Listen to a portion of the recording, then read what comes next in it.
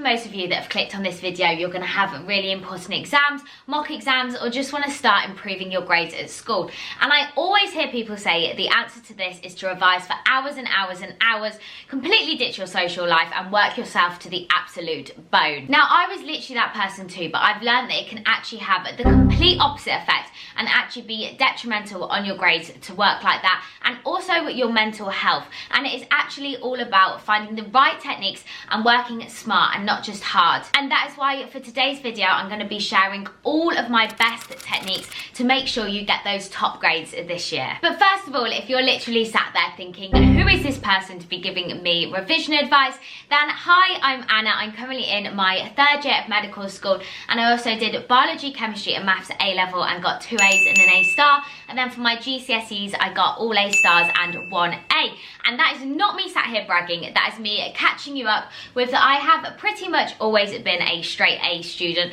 my whole academic life, and also managed to have a pretty amazing social life that I love, as well as hobbies outside of work such as my YouTube channel as well. And that is only all possible by working very hard to find the most efficient study methods out there. So the way I work towards exams can very easily be broken down into 3 simple steps.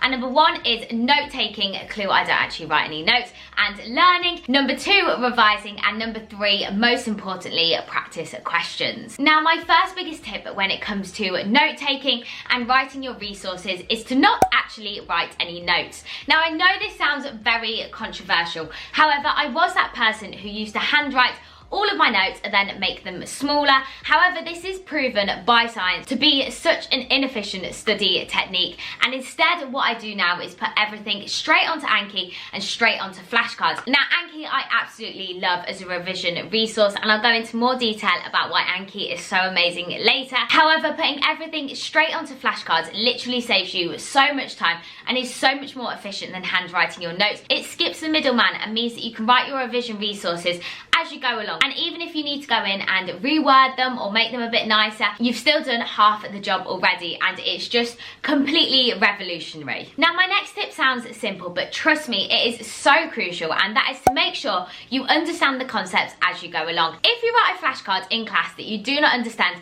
you need to go away and research it and reword it until you understand the full meaning of it. I'm not asking you to put it to memory, but you need to be able to explain this to someone younger than you or a family member, which is called the Feynman technique. And I love this as a way of testing whether you've really understood something and that you would be able to explain it to someone that has no idea what is going on and put it into really simple terms. And this really nicely links in with my next tip, which is if you don't understand something, don't just spend ages rereading the same chapter in the book or rereading over your notes or rereading the lecture.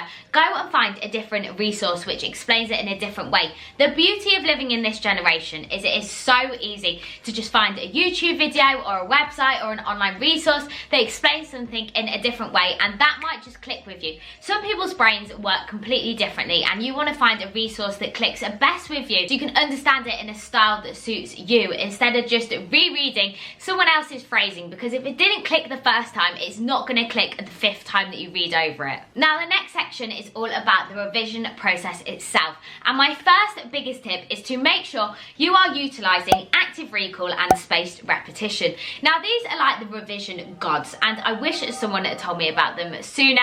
And if you do follow my advice and use Anki, then this does all of it for you, which is why it is so amazing and unlike anything else out there.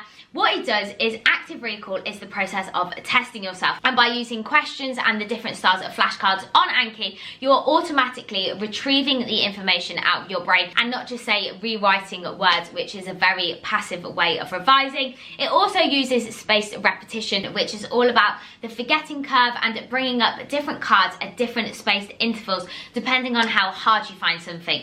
It's all about triaging, and if you have a really easy concept, you don't need to go over this every single day of revision because it's just a waste of time. Whereas a card you find hard, you probably need to see that a lot more often before your exam to make sure that you get all of the information in your brain on time, and also make the most of the time that you do to spend revising. And Anki is fantastic because it works this all out for you with its very clever algorithm. But if you're not going to use Anki, making an online table tracking your different modules or chapters to see how hard you're finding them is a really good way of making sure you prioritize the things you find hardest and go over them more often than things you find easier, because you're just tricking yourself because you probably know that information a lot better than the harder concepts. Now, the next method I've never heard anyone talk about, and that is the reverse note-taking technique. Now, like I said, I don't write any notes because I think it is a waste of time. However, it can be so beneficial as you're doing your flashcards to create a very condensed mind map note page of each module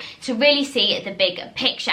Now, one of the few drawbacks of flashcards is you can very easily get too focused on the small details and forget to really understand the major, more simple concepts. And that is where these note pages are fantastic to see a summary and also the things you're finding harder, to just consolidate things in a slightly different style to the way flashcards do things, and also having it online on Notability, which I do handwritten on my iPad, is a really efficient way because then you can edit things, move things around and have everything really simply organized in one place. But you might even want to do this handwritten on pages because you want to keep it as minimal as possible and just have those key things which you're not getting through flashcards. And then one of my favorite revision techniques is something called blurting. And how I utilize this is I do my flashcards and then I set a 10-minute timer at the end and take a blank piece of paper and just write everything that I can onto the piece of paper on that subject. Again, this is a way of making sure you understand the big concepts and can piece things together instead of just relying on the wording of the flashcards,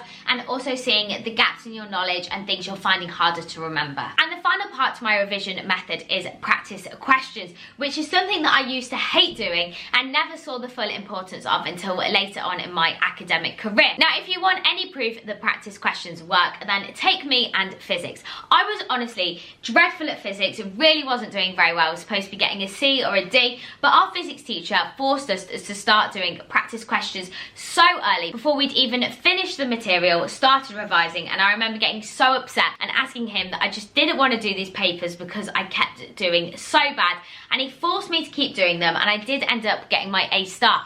And a lot of it was to do with the amount of papers that I'd already got through. Practice papers and questions get you used to the style of the questions and the kind of information that you need to learn before you even revise it, and also gets you used to exam techniques which earn you a lot more marks than you originally think. Now, the best way I like to use these is to do full papers in a style you would during the exam, and then go through it in as much detail or even more detail using the mark scheme, and change anything that you got wrong or didn't fully understand into a flashcard in itself, so you go back and re-revise that information. Now, at university, I know it is so much harder to find past questions and past papers than it is at GCSEs and A-levels. However, just really do as much digging as you can to see if you can find any older year questions, any older years that have actually written their own questions. There might be a few hidden about on your module pages, and for any of my medics out there, QuesMed and PassMed are two amazing resources which have so many questions which are such a similar style to the medical school exams. And even just utilising things like the questions that they put on lectures, they can often even literally recycle these in end of year exams. So just making sure as you write your Anki flashcards, you're writing those questions that the lectures provide you into flashcards as well. So those are all of my tips, and best of luck everyone with any exams you have coming up.